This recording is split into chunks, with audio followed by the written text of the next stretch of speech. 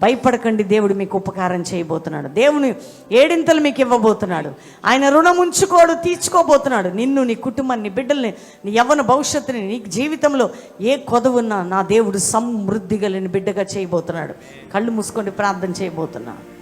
తండ్రి, ఎంతమంది ఈరోజు తీర్మానం తీసుకొని నీకోసం బ్రతుకుతాం, నీ చిత్తం చేస్తామని హృదయ ఆలోచనతో తీర్మానం తీసుకుంటున్నారు. అయ్యా, ఒక్కొక్క బిడ్డని మీరు సిద్ధపరిచిన విధానాన్ని బట్టి స్తోత్రం.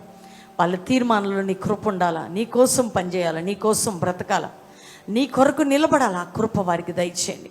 ఆ బిడ్డల్ని పేరు పేరున మీరు లేవనెత్తండి ప్రభా. వారి హృదయాలోచనలు మార్చండి నాయన.